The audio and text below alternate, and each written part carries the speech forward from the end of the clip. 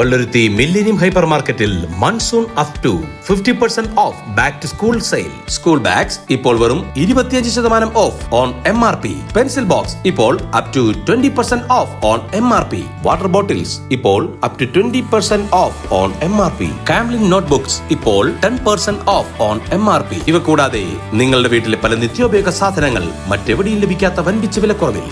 കൊച്ചിൻ വികസന വേദിയുടെ നേതൃത്വത്തിൽ നടന്ന പഠനോപകരണ വിതരണം കൗൺസിലർ ഷീബാലാൽ ഉദ്ഘാടനം ചെയ്തു. കൊച്ചിൻ വികസന വേദിയുടെ നേതൃത്വത്തിൽ പഠനോപകരണ വിതരണത്തിന്റെ ആദ്യഘട്ടം കൗൺസിലർ ഷീബാലാൽ ഉദ്ഘാടനം ചെയ്തു. വികസന വേദി രക്ഷാധികാരി KB അഷ്റഫ് ചടങ്ങിൽ അധ്യക്ഷത വഹിച്ചു. President PK Kamaruddin, secretary KB Jabbar, treasurer Smitha Basheer തുടങ്ങിയവർ സംസാരിച്ചു. കൊച്ചിൻ വികസന വേദിയെ സംബന്ധിച്ച് പറയാനാണെങ്കിൽ വാസ്കോ ഡി ഗാമ സ്ക്വയറിൽ നടത്തുമ്പോൾ ഏറ്റവും അധികം ആളുകൾ പങ്കെടുത്തുകൊണ്ട് വേദിയിലും സദസ്സിലും ഒരുപാട് ആളുകളുണ്ട്. കൊച്ചിൻ വികസന വേദി കൊച്ചി നഗരസഭയിലെ നവാഗത കൗൺസിലർമാർ ഏറ്റവും നല്ല മികച്ച പ്രകടനം കാഴ്ചവെച്ച നവാഗത കൗൺസിലർമാരെ ആദരിക്കാറുണ്ട്. അതിന് എനിക്ക് ഭാഗ്യം ലഭിച്ചിട്ടുണ്ട്. അതിനുശേഷം പിന്നീട് വീണ്ടും ഒരു സംരംഭക എന്ന നിലയിൽ എന്നെ ആദരിച്ചു. അതിനും ഭാഗ്യം ലഭിച്ചിട്ടുണ്ട്.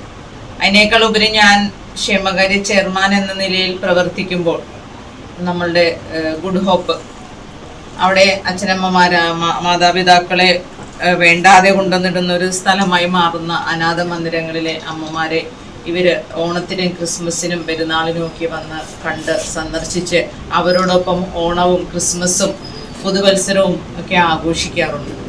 അതുകൂടാതെ അവർ ഒരു ആഗ്രഹം പറഞ്ഞപ്പോൾ അവർക്കൊന്ന് പിക്നിക്കിന് പോകണമെന്ന്.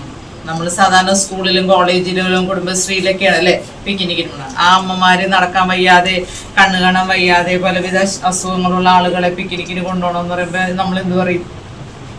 നമ്മൾ പറയും അവിടെ അടങ്ങിയിരിക്കണമെന്ന് പറയും അല്ലേ. പക്ഷെ ഇവരത് ഏറ്റെടുത്ത് ഒരു ദിവസത്തെ ടൂറ് ഭക്ഷണത്തോടുൾപ്പെടെ രണ്ടാം ഘട്ടത്തിൽ സ്കൂളുകളിലാണ് പഠനോപകരണങ്ങൾ വിതരണം ചെയ്യുന്നത്. സംവിധാനമായിട്ടാണ് ഈ പ്രാവശ്യവും നമ്മളെ സ്മിത ബഷീറിൻ്റെ സഹായത്തോടെ എല്ലാവരും പ്രവർത്തിച്ച് ഈ പ്രാവശ്യം നമ്മൾ പുസ്തക വിതരണം നടത്തുന്നത്. ഈ പ്രാവശ്യം മറ്റുള്ള 2 സ്കൂളുകൾക്കും പുസ്തകം നൽകുന്നുണ്ട്. ഇപ്പം ഞാൻ മാത്രമല്ല, എൻ്റെ കൂടെ ഒരു വലിയൊരു സഹോദര കൂട്ടായ്മയുണ്ട്. അപ്പം ഞാൻ എന്താവശ്യപ്പെട്ടാലും അവർ എന്ത് ചെയ്യാൻ റെഡിയായിട്ട് നിൽക്കുന്ന ആൾക്കാർ. പക്ഷെ അതിനുള്ള കാരണം എന്താണെന്ന് വെച്ചാൽ ഞങ്ങൾ ഉദ്ദേശിക്കുന്നത് ഒരു സന്ദേശം നൽകാനാണ്. ഈ കുഞ്ഞു മക്കളോട് പറയുകയാണ്, ഇന്നിപ്പോൾ ഞങ്ങൾ ഇതുപോലെ സ്വരുക്കൂട്ടി നിങ്ങൾക്ക് എത്തിക്കുമ്പോൾ നാളെ നിങ്ങൾ ഏറ്റെടുക്കണം. നാളെ നിങ്ങളുടെ മുമ്പിൽ ഇതുപോലെ പിള്ളേർ വരും. എല്ലാവർക്കും എല്ലാം ഇല്ല, പക്ഷെ പുറമെ കാണിക്കില്ല. ഇപ്പം നേരത്തെ പറഞ്ഞ തന്നെ എല്ലാവരും കാണിക്കില്ല, പക്ഷെ നമ്മളത് കണ്ടറിഞ്ഞ് ചെയ്യും.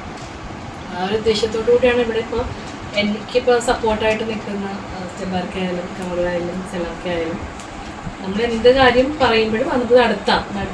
News bureau, fort Kochi.